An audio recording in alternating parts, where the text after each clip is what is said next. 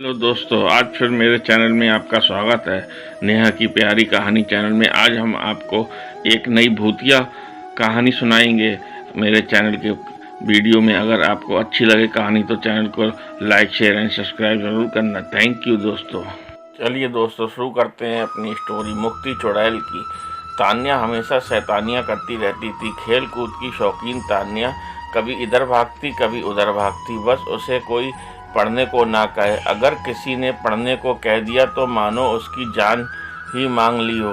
उसे पढ़ना बिल्कुल भी अच्छा नहीं लगता था। तानिया चाहती थी कि वह हमेशा खेलती कूदती रहे और उसकी माँ उसे रोज़ शाम को पढ़ने के लिए बिठा देती थी। एक दिन तान्या अपना सबसे पसंदीदा खेल खेल रही थी। जैसे ही उसकी माँ ने उसे पढ़ने को कहा वह बहुत ज़्यादा गुस्सा हो गई। उसने सोचा कि अगर वह घर की सारी किताबें जला दे तो उसकी प्रॉब्लम हमेशा के लिए खत्म हो जाएगी। अगले दिन जब उसकी माँ घर पर नहीं थी, तान्या ने सारी किताबों में आग लगा दी। उस आग में एक लाल किताब भी थी। जैसे ही वह किताब जली, बिजली जोर जोर से गड़गड़ाने लगी। तेज हवा चलने लगी और अचानक से एक लपट बाहर निकली जो धीरे धीरे एक औरत के रूप लेने लगी। तान्या उसे देखकर बहुत ज़्यादा डर गई। तभी अचानक वहाँ पर उसकी माँ आ गई और तान्या को एक थप्पड़ मार दिया। तान्या की माँ तुरंत उसे पूजा वाले कमरे में ले गई। माँ ने तान्या को बताया कि जब वह लोग इस घर में आए थे तब कुछ लोग कहते थे कि इस घर में एक चुड़ैल का साया है और उन लोगों में ने एक बड़े पुजारी को बुलाकर इस घर की पूजा कराई और उस पुजारी ने अपनी शक्ति से उस चुड़ैल के साये को इस किताब के अंदर कैद कर दिया और बोला कि कभी भी इस किताब को कोई हाथ ना लगाए और अगर गलती से भी इसे आग में डाल दिया तो यह चुड़ैल वापस आज़ाद हो जाएगी। तान्या यह बात सुनकर डर गई और बोली, माँ अब क्या करें?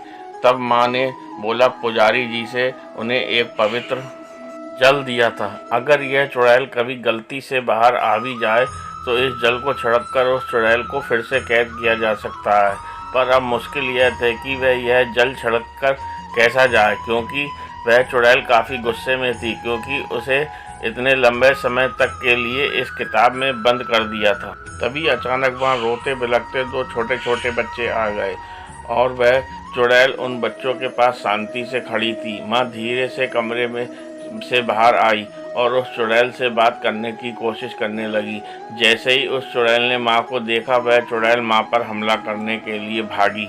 माँ के हाथ में वह पवित्र जल था।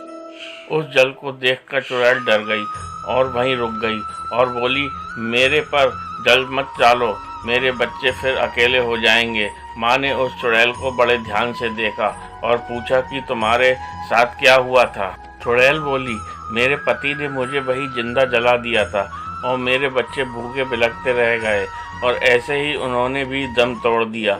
बस अंतर इतना रहा कि मैं तो चुड़ैल बन गई और मेरे बच्चे भूत बन गए। तब से हम यहीं रहते हैं।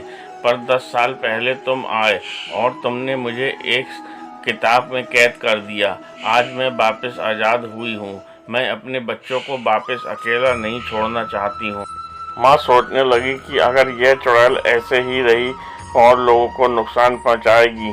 तभी चुड़ैल बोली कि तुम हम पर जल मत डालो, हमें मुक्ति दिला दो। माँ ने पूछा कि मैं तुम्हें मुक्ति कैसे दिला सकती हूँ? चुड़ैल बोली कि तुम इस घर के पीछे वाले नीम के पेड़ के नीचे एक हवन कराओ और मेरे बच्चों की आत्मा की मुक्ति के लिए प्रार्थना करो।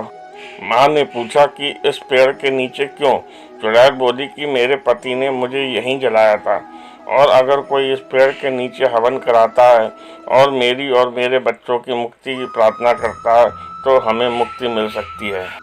अगले दिन तान्या की माँ ने वहाँ एक छोटा सा हवन कराया जिससे कि लोगों से उस चुड़ैल और उसके बच्चों की मुक्ति के लिए प्रार्थना करी। इससे उस चुड़ैल और उसके बच्चों की मुक्ति मिल गई और वह हमेशा के लिए वहाँ से चले गए। और तान्या को भी यह बात समझ आ गई कि हमें ऐसी सारी किताबें नहीं जलानी चाहिए और हमें पढ़ना भी चाहिए जिससे हम अच्छे और समझदार इंसान बन सकें।